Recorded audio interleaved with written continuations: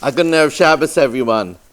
Welcome as we learn Parshas Vaeira, Be'ezus Hashem Yisbarach, with tremendous appreciation to TorahAnytime.com for this global platform, to Chazak for advertising the shir, and to all of you wonderful people all over the world, wherever you are, and however you're listening or viewing, for joining us for the learning of Torah Hashem, Be'ezus Hashem Yisbarach.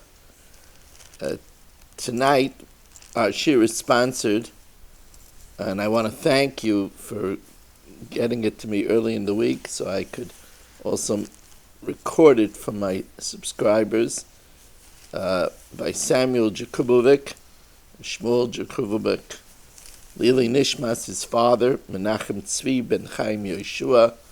His neshama should have an aliyah lichtige Gan Eden. Should be a melitz yosher for his family, for all of us and all of Klal Yisrael. Thank you so much. It's also sponsored by my dear Talmud for over 30 years. He's been a subscriber, a tape subscriber, CD subscriber. Rabbi Dr. Aaron Glatt, everybody knows who he is. He's sponsoring with a Haidul Hashem for the vaccine and a tefillah for the Yeshua of Klal Yisrael. I'll add that we're so proud of him, and I would say with a certainty that his tireless efforts has certainly saved many lives in Klal Yisrael, causing people to be more careful and knowing what to do. So thank you on behalf of Klal Yisrael. Again, thank you very much to those that sponsor and help to fund this share. In order to sponsor a share that reaches 180 countries, and it has, this year is heard by, good convention proportions of people. If you want to sponsor a share, we don't have a sponsor for next week. And please, early in the week, if you could get to me, 718-916-3100, rmmwsi@aol.com. You could text me, again, 718-916-3100. The parsha starts off in response to Moshe Rabbeinu's tearful plea on behalf of Klal Yisrael when he saw that their workload was intensified, and after the ones that were in charge of the Bnei Yisrael to get them to work, and instead took a beating on their behalf, and they said to Moshe Rabbeinu that Lama hivashtem es reichenu be'enei paro. So vayidaber Elokim el Moshe vayomer elav ani Hashem. Vayidaber, we know, is a lashon kashus. Elokim is midas hadin, and Rashi says that Hashem spoke mishpat, words of judgment.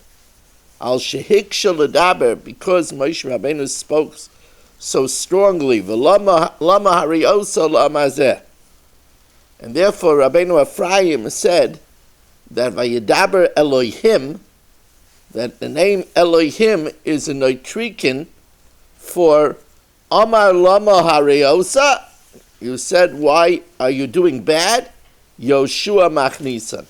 Instead of you, Yoshua will bring them into Eretz Yisrael. That's embedded in right away Vayidaber Elohim, Amar Lama Hariosa, Yoshua Machnisan. Or as the Medrash says, Rabbi Nisham said right at the end of the parsha, Ato tira asher esel paro. Now you will see what I will do to Paro. You will see what I will do to Paro, only Ata, but you will not see what I will do to the 7 nations, because you won't enter into Eretz Yisrael. Incidentally, I've explained in the past that Elohim also is a acrostic. Elohim, which is Midas Hadin, is an acrostic for the first time Hashem did judgment to the enemies of Klal Yisrael, and that's the drowning of the 9 million Egyptians at the sea, because Elohim is El Hayam. into the sea. He put them into the sea. Also, Elohim, if you do an anagram with Elohim, you get Mi Eile. Who are these? Because you could see Hashem by studying the sun and the moon and the celestial bodies, which could not have been placed by a human being. And it's ridiculous to think that they just popped into existence. They're so perfectly calibrated by millions of miles away to perfectly give us the right amount of light without squinting, heat without frying us or having an ice age. So, Sueinechem l'maraim u'ru'u mi bara eila, and mi eila is also Elohim. Now,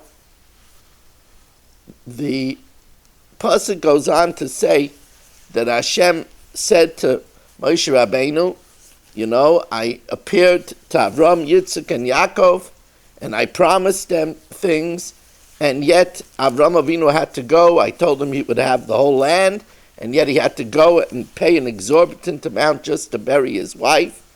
And Yitzchak, I told him he'd have everything, and yet he had to fight constantly just to have water. And Yaakov had to work by Lavan like a slave for 20 years, and they never had a taina on me. The question, of course, is, but there's a difference. Moshe Rabbeinu was a manig, and as a manig, it's his job to plead with Hashem when his people are suffering. It's his job to say, why you sent me to help, and things got worse. Especially since it says that Moshe was a Gilgal of Noach. Noach didn't do enough to pray for his generation, so Moshe Rabbeinu went to the other direction to say, Mecheni na misifrecha, either help them or erase me from your sefer. Right? It says Mecheni na. The Chidah says is the same letters as Minoyach Ani. So Moshe Rabbeinu was doing what he was supposed to do over here, to say Lama Harioisa.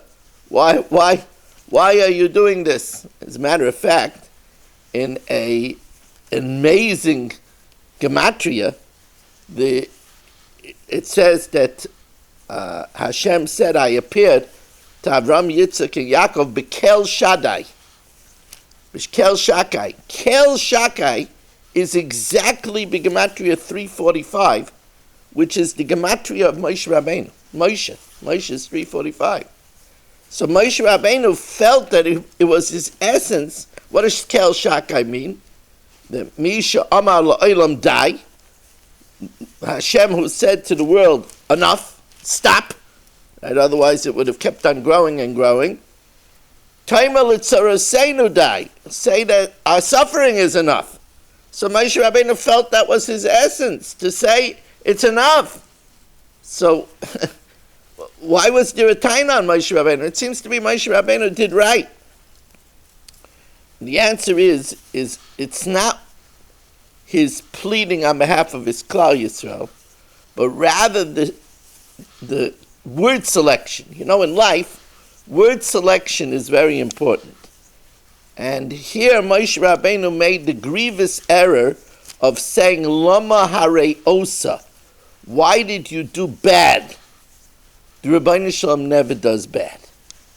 It's like the Chavetz Chaim says, you'll never say about a important medicine, a life-saving medicine, that it's a bad medicine. It could be a bitter medicine, says the Chavetz Chaim, but not a bad medicine. And that's why there was a taina also on Yaakov Avinu, who he lost years of his life because he told Paro, Ma'at v'ro'im yemei shnei chayai. Few and bad are the days of my life. There's no bad by the Rebbeinu Shalom. The Rebbeinu Shalom loves us more than we love ourselves. There's no bad by the Rebbeinu Shalom. A person shouldn't say, I'm having a bad day. You could say, I'm having a challenging day. I'm having a hard day, but not a bad day. It's interesting that the Baba Rebbe, Reb Shlomo Baba Nam Sheberebbe Zechatzav Kosher Schusi Yagan Aleinu says the only place in the Torah where it says Loi Tov. Now you could say Loi Tov means that it's bad. But even then, the Torah says loy tov. The only place that it says loy tov is loy tov heyosa adam levadai. It's not good for man to be alone. And it's interesting that during the creation of the world, one day doesn't have tov. Right? It doesn't say Vaeira Gems ki tov on Monday. Why? Because Hashem allowed machloikis, division between the upper waters and the lower waters, and where there's machloikis, there isn't tov. And that's why it's in a special chiddush that although when you have two, Monday is two, it's the first time that there could be this division. When there's two, there could be machloikis, and that's not good, yet it's not good to be alone. You have to be together. Of course, we have to work it out that there shouldn't be machloikis, because machloikis also is not tov. But otherwise, there's no raw in the world. Now, what caused Moshe Rabbeinu, what allowed that this should happen? What allowed that it should happen, that Moshe Rabbeinu should use such a language? So it's brought down in the Medrash, it's because when the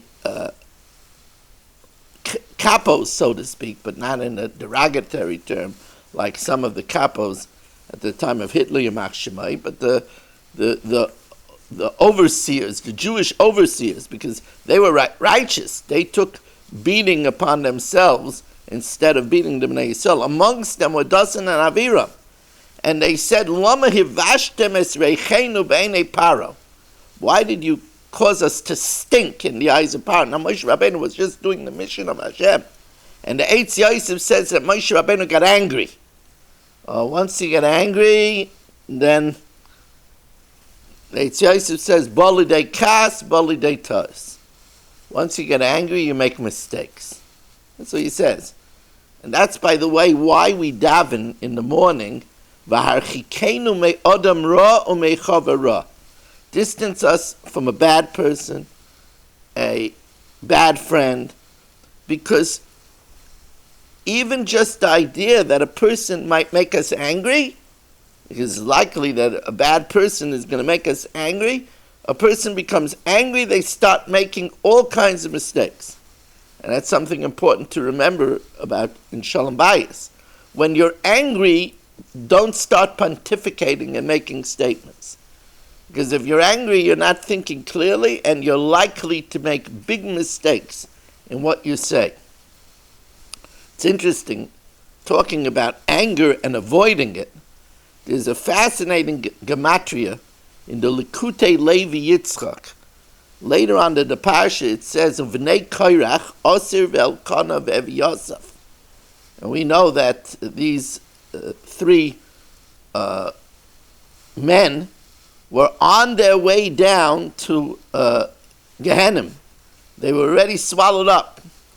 But they did tshuva, and they alleged miraculously came out and caught them, Uvenei Kairach loy meisu. So the Likutei Levi Yitzchak says, Osir, Elkanah, and Ev Yosef, if you tabulate the gematria, comes out exactly to 611. Osir is 271, Elkanah is 186, Ev Yosef is 154. It's exactly 611, which is Gematria Torah. They believe in the Torah's Moshe. And therefore it says that the Bnei Korach didn't die. And it says about them, Lamnatseach maskil livnei Korach. To the musician, maskil. Now, there are all kinds of kapitlach tilim, but by the Bnei Korach it specifies maskil. It was with seichel. And the Mefarshim say that's because a person that knows how to avoid machloikis is a Baal Seichel. It's a very big klal, and that's why the Bnei Korach were elevated to the level that they prophesied is about Malchus Beis David. Vayomer Elav, the Rebbeinu Shalom continued to speak to Moshe Rabbeinu. Vayomer Elav, Ani Hashem, I am Hashem. It's a very interesting Targum Yonasan ben Uziel over here. The Targum Yonasan ben Uziel inserts words. Vayomer Elav, Ani Hashem, Ani Hashem, I am Hashem, Dis Gilesi Allah Begav Sanya. Remember, I revealed myself to you by the burning bush. So what's the connection over here? Why does Hashem refer back that I am Hashem that revealed to you by the burning bush? So Rav Leibel Katz, Zechet Tzadik Levracha Schlusa Yagan Aleinu, in his Oil Arya writes that Hashem is saying, you asked, Lama Harayisa Lama Zeh, I already showed you in the burning bush. I appeared in the bush. The thorn bush represents the Bnei Yisrael, who are lowly. The Yakutzim Bnei Yisrael, that the Egyptian treated us like thorns.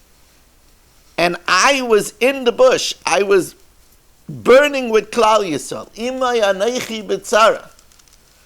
I'm with them every minute. Do you think that I would hurt them? Do you think I would hurt myself? Does a person hurt themselves? It's one of the big lessons of the burning bush. The burning bush, which also teaches us the fact that Hamara Hagadol Hazeh Madua Lo Yivar Asneh. Why doesn't the bush burn, right? Vasneh Nenu Ukal. It's not destroyed. That's, they say, the source for the term Einikel. Because Einenu Ukal, when a person has descendants and grandchildren, the family line is not destroyed. Einenu Ukal, that's where Einikel comes from. So Hasnei Einenu Ukal, it's a Mara Hagadol Azer. Moshe Rabbeinu was shown the prophecy that no matter how much Klal Yisrael burns, inquisitions, pogroms, Holocaust, massacres, Klal Yisrael will never be destroyed. It's an amazing prophecy that we see throughout the ages. Although the Roman Empire is gone, and the Grecian Empire is a footnote in history, and the Median Empire is unheard of, right? But Klal Yisrael, that was so tortured throughout the ages and expelled and murdered and chased and inquisitions and massacres and Holocaust and crusades, and yet Klal Yisrael is striving more than ever. Because the burning bush also represents that Hashem, when He appears, He doesn't appear on a mighty redwood tree or a majestic sycamore tree or a towering oak, but on lowly sneh, because the Rebbeinu Shalom loves the humble, right? U'la'anovim yitein chen. And Moshe Rabbeinu was shown this. He became the Ish Moshe Anav Mi'od Mikol Adam. So I showed to my Matzah Shabbos learning program, and I wanted to share it with my Chumash audience, with everybody, that 40 years ago I was in Eretz Yisrael and I managed to procure a rock that's alleged to come from Har Sinai. Sinai is also from the Lashon Sneh. And it's an amazing rock. It has embedded on it sneh. It has embedded on it bushes. I'll show it to you. It has bushes. It has on it bushes. And not only that, when I cracked it open, inside there's also bushes. On all sides, there's also bushes. That's the lesson of the sneh.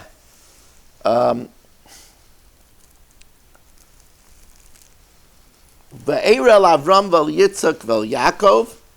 So the Paneach Raza says Vaeira is a simple gematria. Vaeira is 208, right?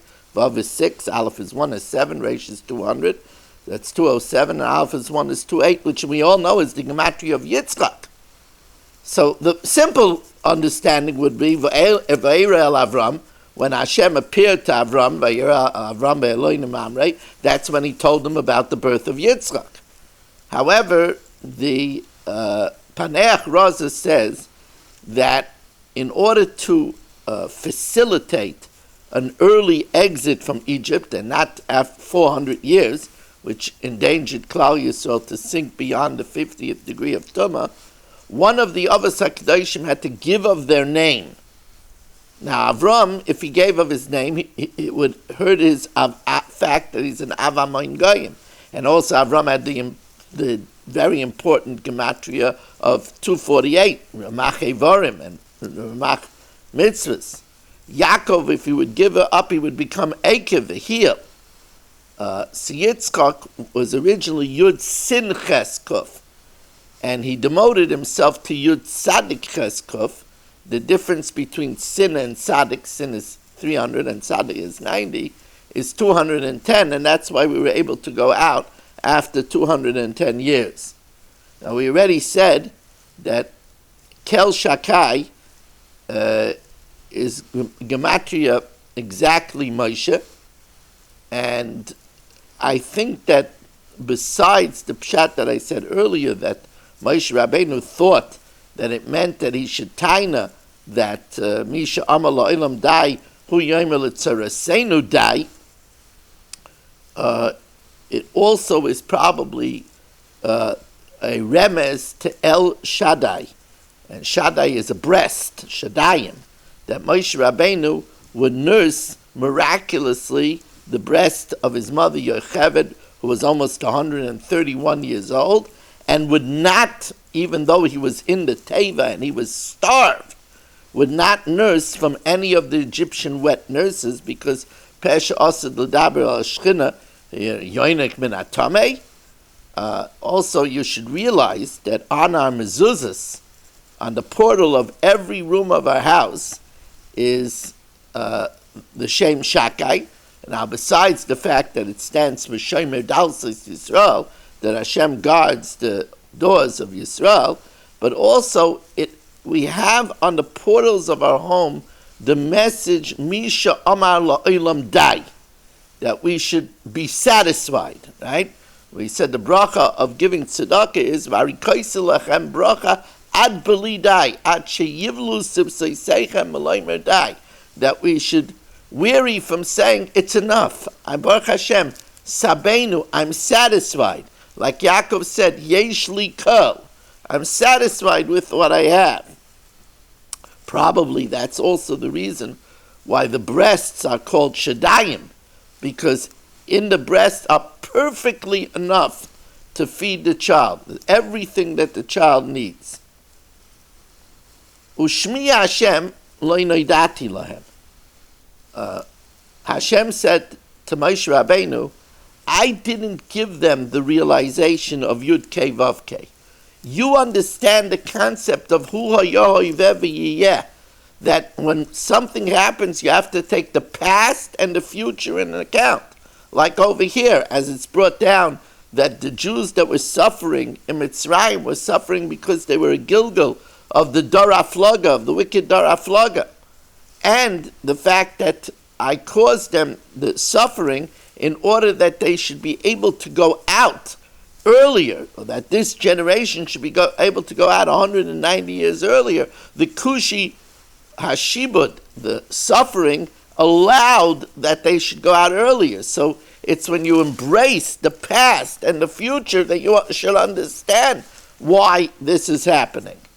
As it says, the famous grub, the trup on Vayamaru Es Chayeyem, is Kadma V'Azla. And Kadma V'Azla means that the Geula is Kadam V'Azal. It comes quicker because of the embittering of their lives. Now we come to many great fundamental principles. When Moshe Rabbeinu went again to the Bnei Yisrael, v'lo shamu el Moshe, they didn't listen to Moshe, mikoytze ruach u'me'avoda kasha, from shortness of breath and from the harsh labor. Now, the Gaon says, harsh labor, we understand, it was harsh labor. They worked 16 hours a day, avodas perach, avodah that made them nifreches, that made them crumble. We understand what avodah kash is, but what's the koytze ruach? What does it mean from shortness of breath? So the Gaon, Zechatzav Kosh Brachas Chusi Yagen Aleinu, says that the koytze ruach is that they literally couldn't catch their breath. There was such pressure, and there wasn't a break. Like it says in the Haggadah of Es Lachatzenu, the oppression, the Haggadah says Zuat Chak, that's the pressure. There was a incredible pressure. Made a bracha already.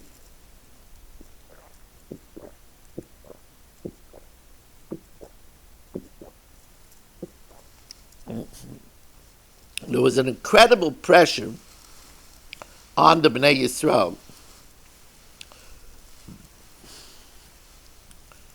The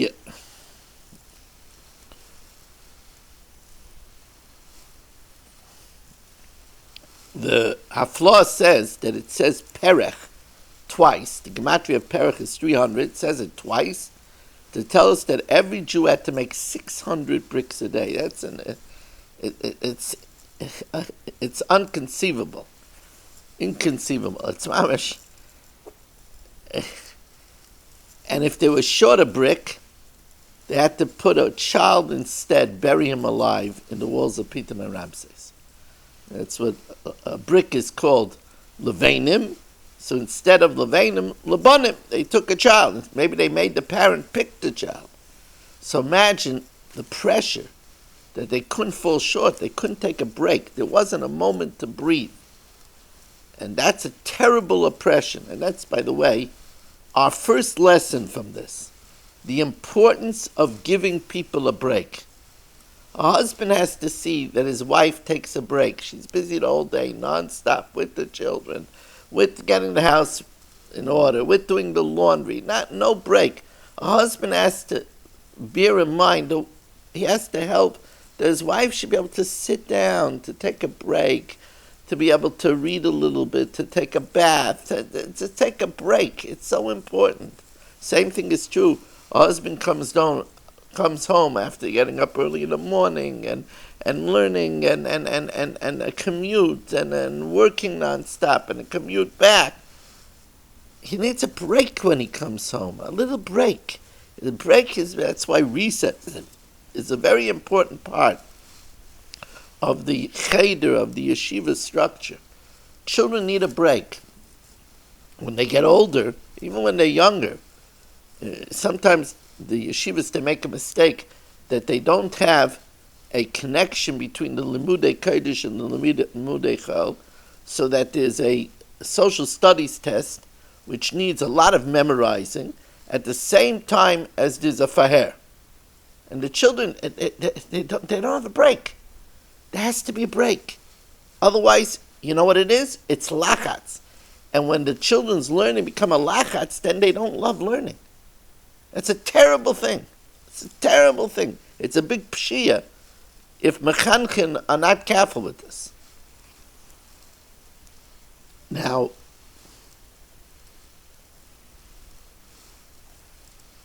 there's a very fundamental Orach Chaim HaKadosh, which is famous. Many of you are aware of it, but I want to develop it more. The Orach Chaim HaKadosh says that this which they didn't listen to Moshe Rabbeinu because of the Kaitzer Ruach and the Avodah Kasha, Ulai, he says, perhaps, Mipnei she'enon b'nei Torah, because they're not b'nei Torah. They weren't b'nei Torah, they weren't given the Torah yet. And without the Torah, they weren't able to listen when they were going through such a stress. See, one of the things that causes flare-ups in a home is LFT, low frustration management. And a Ben Torah, the Torah that he learns, if absorbed properly, is marchivin daitei shel adam. It gives a person, like we say, breit the plates, wider shoulders. It allows for stress management. As it says, Torah as Hashem temima, meshivas nafesh. It restores the soul. The Torah allows for a person to better tolerate lo yaleinu, harsh vicissitudes of life. Now, I'm going to tell you a incredible story from the Friedrich Klosenberger Rebbe, the Heilige Shefa Chaim, Zechatzav Kosh Bracha, Schus Yogan Aleinu, which I saw recently in the Apirian Shlomo. He says that those that remember, the Klosenberger Rebbe gave a famous Chumash and Rashi shir. It was attended by many people that listened with bated breath to his Chumash shir. One particular Chumash shir, the Klosenberger Rebbe, his countenance shone. Usually the Klosenberger Rebbe's countenance shone. But this particular time it was more than usual. And regulars at the shir noticed it. And after the shir, they went over to the Rebbe and they asked him what caused him such an excitement, such a hislavus. So he said movingly that when he was in the camps, the Kozimiger Rebbe was a great hero during the camps. He was always a hero, and he said one particular time the Nazis, Yamach Shemam V'Zichraim, L'Deirayin Olam, wanted to cause him great pain. They were very much against the Rabbiner, so they tied him to a car and started riding fast, schlepping him on the ground. And as he was knocked brutally back and forth on the hard ground, he said at that time he was mechadish the chiddush that he said in the shir today. So we see that the Torah allows a person to transcend, to rise above the normal vicissitudes of life. That's the koyach of the Torah. Lulei seirascha shashuai ozavadati ba'ani. The Chizkuni says that v'loishanu al Moshe mikaytz ruach me'avei kasher means they didn't listen to Moshe because they reflected, look, last time you came, you didn't help us, you hurt us, we have more. We have kaytz ruach and avei kasher. That's why they didn't listen to Moshe. Now, the great Gaon, Rabbi Kiva Sefer, as this new Sefer Oitzoseim Amalei points out, that Rabbi Kiva Sefer in Preshburg was so venerable that even the Goyim gave him covet. Even the Goyim in Preshburg would all give him covet whenever they saw him. He was so venerated. So the Das Sefer says a very novel pshat in this pasuk. V'lo shamu al Moshe, they didn't listen to Moshe. Moshe Rabbeinu came to explain to them, you know why you're suffering more, even though I'm coming now to help you? It's because mikaytze ruach me'avei kasher, because of the shortness of breath and harsh labor, you're going to be able to be saved, and you won't have to die here in slavery until the 400 years of the Bris Bein HaBesarim. But v'lo shamu el Moshe, they didn't listen to that explanation. That's the way the Heilige Das Sefer learns this. You know, later on in his life, he moved to Eretz Yisrael to end his life in Eretz Yisrael, and over there he was noig b'pashtus. However, the great people realized who he was, and the Oitzoseim Amalei brings down that Reb Aaron Rebels, the great Admor Rebels, came to him and asked him for a bracha and asked him to put his two hands on his head and give him a blessing. The great people recognized what amazing greatness is. It's interesting that the Mechilta says, V'lo shamu al Moshe, they didn't listen to Moshe, says the Mechilta, Shekasha aleim lifroish me'avodah zarah. By that time already, the Bnei Yisrael were so enmeshed in the idolatry of Egypt. We can't imagine. Egypt was such a seat of black magic and idolatry. It says that the Malachim at the Yamsuf, this was the 1/5 that didn't die in the plague of darkness. This was the creme de la creme. And yet they said they didn't understand why. They didn't see a difference between the Egyptians that were drowning and the Jews that were being saved. They were very enmeshed in idolatry, and the Mechilta says that that's why they didn't listen. They couldn't separate from avodah zarah. When a person gets enmeshed, there are people today that can't get out of the chokehold. There's literally a chokehold of media, of movies. It's a chokehold around them, and they can't get themselves out of it. Like the Bnei Yisrael. They couldn't get themselves out. They needed a shock, and they needed, a Moshe Rabbeinu to pull them out of it. Vayitzak Moshe el Hashem, and Moshe, each time there was a makkah, Paro said, you know what? Pray for me that the makkah should leave, and I'll let your people go. And each time Moshe Rabbeinu, with great passion, Vayitzak Moshe el Hashem, Moshe cried to Hashem, Vayetar al Hashem. Vayetar we know means hirbe v'hiftzah b'tfila, passionate tefillah. And it's always been a troubling thing to me that we find that Moshe Rabbeinu had to exhaust himself with passionate prayer on behalf of a mass murderer against the Bnei Yisrael. Let's not sugarcoat it. Paro was he was a maniac. He was a mass murderer. It says, Vayamas melech Mitzrayim v'yonchu Bnei Yisrael. So the obvious question is, if this monster dies, why would they groan? So Rashi tells us it doesn't mean he died, he got tsaras. And he bathed in the blood of 150 Jewish babies daily. It means he took 150 babies from the nursery, slipped their throat to get flesh blood. So he was a monster killing Jewish babies for his dermatological needs, 150 of them. And we find that Moshe Rabbeinu had to pray for this monster and hirba v'hiftzah b'tefillah repeatedly. Why would the Rebbeinu Shalom do such a thing? Could you imagine Rabbi Chanan Vassman, Rav Weissmandel having to pray passionately for Hitler? Could you imagine Mordechai and Esther having to pray for Haman? What is this all about?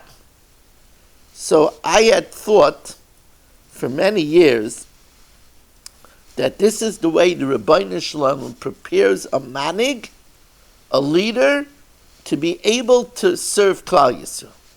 See, in the Midbar, Moshe Rabbeinu would repeatedly have to pray passionately for the Bnei Yisrael, although they didn't treat him properly. It says that they were choshed him on Eishes Ish. It says, Moshe Rabbeinu himself said, Oid ma'atu skaluni. A little bit more and they would stone me. Now, being treated that way, Moshe Rabbeinu still prayed for them and was willing to sacrifice his very existence that they shouldn't be destroyed. He told the Rebbeinu Shalom, "Cheni no mesifrecha, wipe me out if you don't forgive them for the sin of the Chet HaEgel." How does a person reach that level that people that treat him so bad that a little bit more they would stone him, and yet he prays for them with every fiber of his being to protect them, to help them? He was ready to destroy the luchas that he spent 40 days and 40 nights without eating, in order that they shouldn't be punished for what it says in the luchas, not to worship idolatry. Where did Moshe Rabbeinu get that strength? Well, Hashem trained him. He had him repeatedly pray for Paro. If he could pray for Paro, he could pray for the Bnei Yisrael. So that's one explanation. However, I saw that the Mincha Blula asks a related question, which is a very interesting question. Upon one Makkah, Paro said to Moshe and Aaron, Hatiru el Hashem. May you both, Hatiru is the plural, may you both plead for me to Hashem. Yet, says the Mincha Blula, one of the great Svarim, Pshat and Chumash, yet, says the Mincha Blula, we never find that Aaron prayed. It only says that Moshe Rabbeinu prayed to Hashem. What about Aaron, the Ish Shalom? Why didn't he pray? And the answer is perhaps Moshe Rabbeinu had a specific reason to pray. And that is Hakaras HaTov to Paro's daughter, Bisya, for saving him. Otherwise he would have floated out to oblivion in the Nilus. And to Paro himself, who gave him his upbringing, was in the palace. It's where he learned the Taksise Malchus. He learned the trappings of how to be a leader, where he had a comfortable beginning. Because of this Hakaras HaTov, he was the one to pray on behalf of Paro and his people. Now we know that a Sefer Torah doesn't have one extra letter. I mean, everything is for a purpose. And the Nitziv in the Hamak Dover, the famous Naftali Tzvi, the Berlin, the Rosh Hashiva, and the Rav of Volozhin, takes a look at this pasuk, and it seems to have multiple redundancies. It says, Ve'elazar ben Aaron, lokach loy mibnois putiel, loy leisha, The Taylor loy es Pinchas. You see, it says loy 3 times. I mean, how many times does it have to say to him?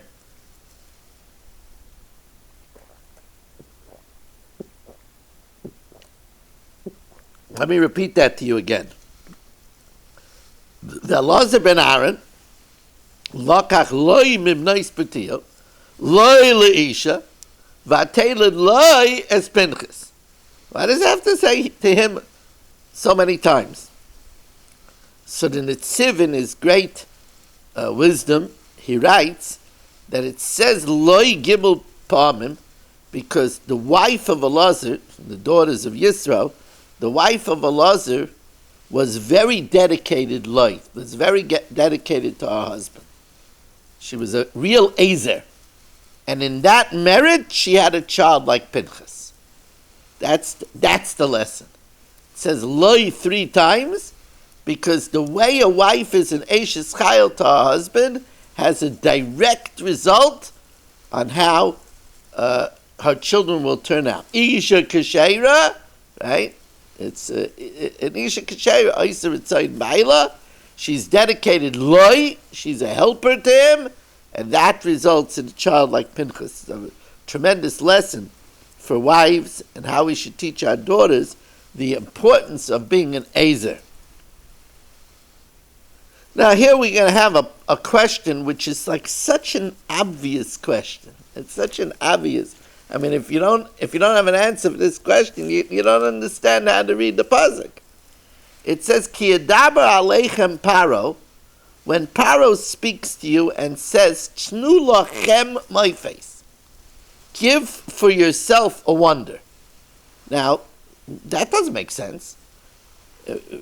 Hashem is saying that Paro is going to want to see some sign, some miracle that you are going to do. So it shouldn't say when Paro says, Tnu lachem moifes, give for yourself a wonder. It should say, Paro should say, Tnu lanu moifes, show us a wonder, not for yourself. So the Noyim Elimelech asks this kasha, Zech L'vracha Zchus Yagin Aleinu, and the Noyim Elimelech says that Paro is going to say, show me something that's even a miracle to you. I don't want to just see sleight of hand. I don't want to just see an achizas einayim, that the hand is quicker than the eye. Then you know it's not a moifes. And so you're only trying to fool us. But tnu lachem moifes, give something that's a wonder to you as well. Actual magic. That's the way the Noyim Elimelech learns. I want to suggest 2 other important ayim panim l'Torah. I want to suggest 2 other important answers to this question, this mamish obvious question.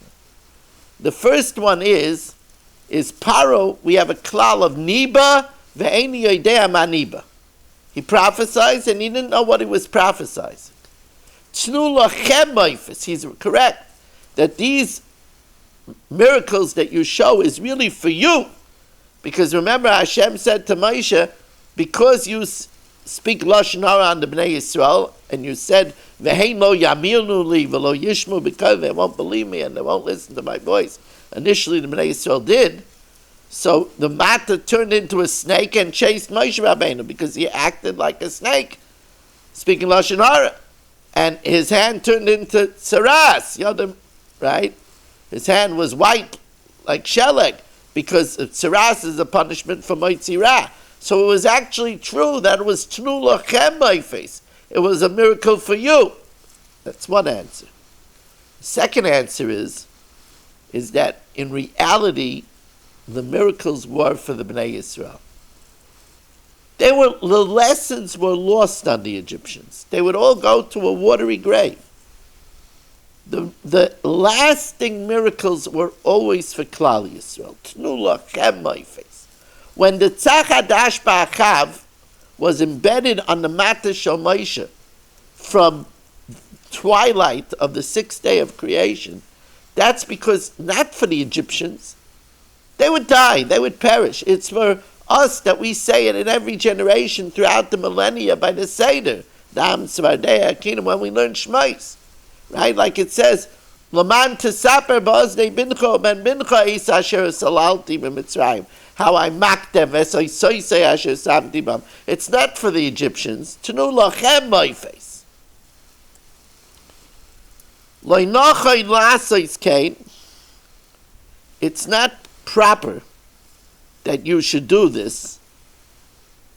We can't. Paro said, okay, serve Hashem here in the land. Don't go out of the land. Paro didn't want to let them go. So Moshe Rabbeinu said what we should slaughter: sheep, goats, the god of Egypt. It's not proper to do this. Ki toyavas Mitzrayim, it's an abomination for Egypt. Nizbecha la'Hashem Elokeinu, that we should slaughter the Egyptian god.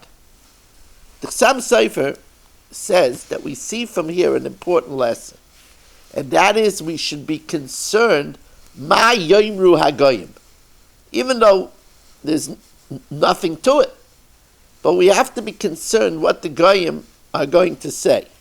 And it's the same thing that Yaakov chastised the Shvatim when they killed the town of Shechem, and he said to them, achartem oisi, you troubled me, lavisheni, to make me stink in the eyes of the people. Also, when Yaakov wanted the Shvatim to go down to Mitzrayim at the time of famine, even though Yaakov still had food, but he said, Lama Tisro, why should we look in amazement? Why should people look at us with jealousy? Yoshvei haaretz, let's go down and buy food like everybody else. A person has to be very concerned about what the Goyim think. This has been very, very, very obvious during the pandemic. Right? When the Goyim are all wearing masks and they look at us walking around in front of them without masks, that's not being worried about besides the fact that we should wear masks for ourselves because of an ishmarta midas nafshei sechem. People are dying all around us. Rahman al-Litzlan. But besides that, just to be worried about Lama Yomru HaGoyim, what are the Goyim going to say? Now, for a final major point of this shir, before I say it, I want to do some housekeeping.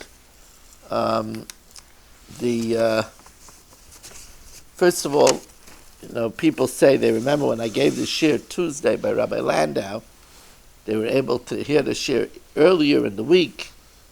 I make it possible for people to get this shir earlier in the week. I make a recording of it earlier in the week, and I email it earlier in the week. That's how even though it's available to people, but I have a subscription. It's part of what supports me, and you could get it emailed to you earlier in the week, or if you have no capability, I can't send a CD. You don't get that as earlier. The email is instantly. It's $26 a month, and every week you get the email. So if you're interested in that service, 718-916-3100, or my email, which is rmmwsi@aol.com. That's Rabbi Moshe Meir Weiss, Staten Island, @aol.com. And that's why I need to have the dedication. And please, I don't have a dedication for next week. 718, big schus. A lot of people listen to this shit. I don't want to say brachas, mitzuyan, adavar, asamim, and ayin, but trust me, quite a few full shuls of people, if you can imagine, huge shuls, many of them are listening to this shir.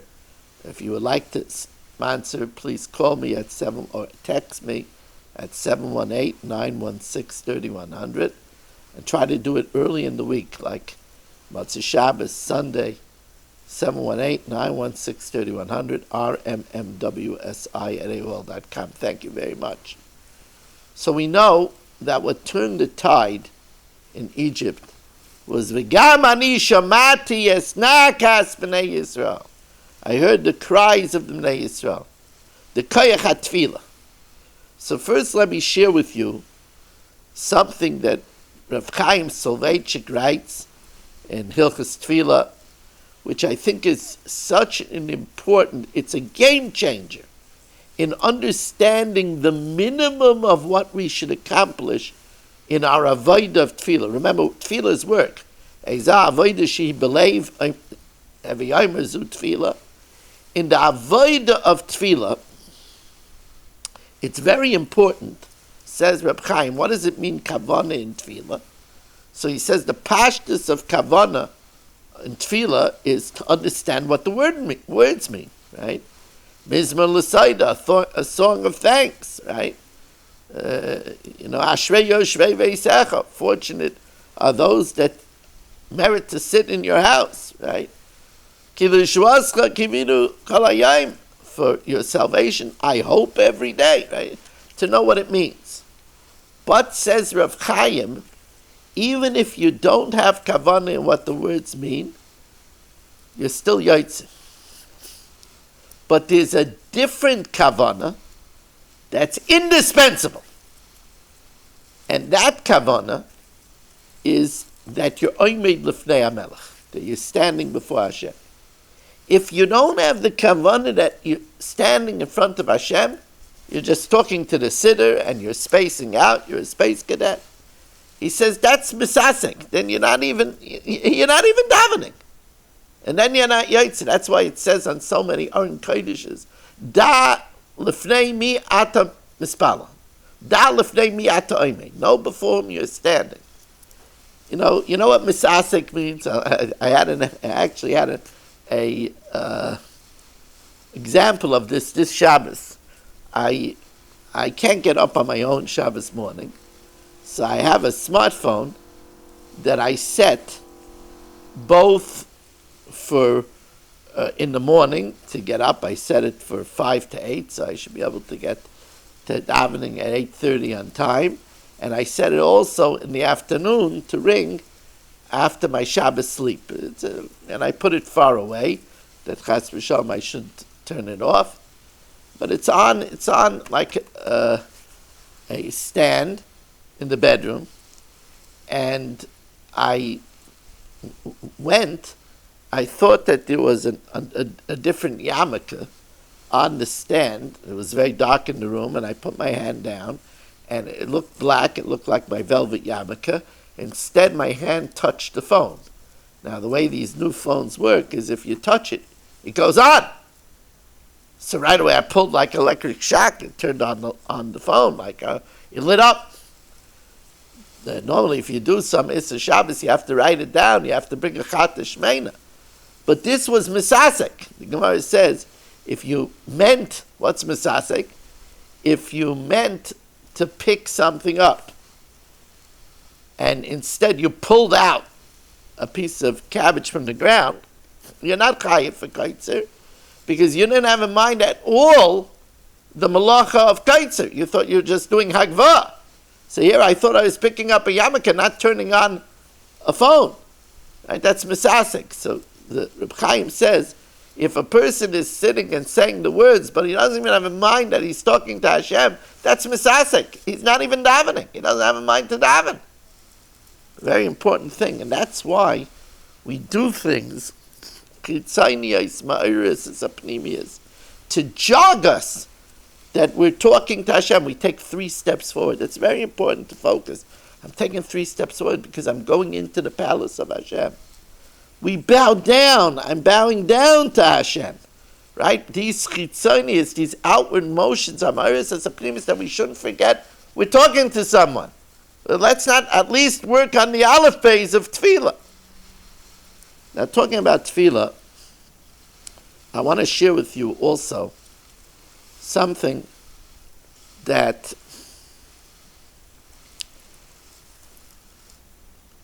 I learned. I'm as many of you know, I'm working slowly to give a shir on Chok Yisrael. And by the way, you're invited. There are almost 50 shiurim already on TorahAnytime.com, on Kol Lashon. So you're invited to start with me this incredible learning. where every day we learn 8 disciplines. We learn Chumash and Rashi and Targum, then some Navi, then some Ksuvim, then a full Perek of Mishnayos, a piece of Gemara, a piece of Zohar, a piece of ancient Musar, and a piece of Halacha. It's an hour share with all 8 disciplines. So I'm up to Vayishlach, and in the 3rd day of Vayishlach, there was a Zohar that was unbelievable. The Zohar reveals that there is a very, very big difference between when a person davens b'minyan to when a person davens alone. You know, today because of the pandemic, people have a very big reason not to daven in unsafe places. But on the other hand, they've gotten out of the hand of going out to daven. And even when it's possible to find a minyan outside, a minyan with masking, they have an excuse and that's enough. But the fact of the matter is that it's such a big thing to daven in a minyan. So the Zohar reveals that the Malach in charge of receiving our prayers, its name is Sandalphon. That's what the Zohar says. The angel's name is Sandalphon. And it says that the angel Sandalphon takes our prayers and fashions out of them a beautiful crown for the Rebbeinu Shalom.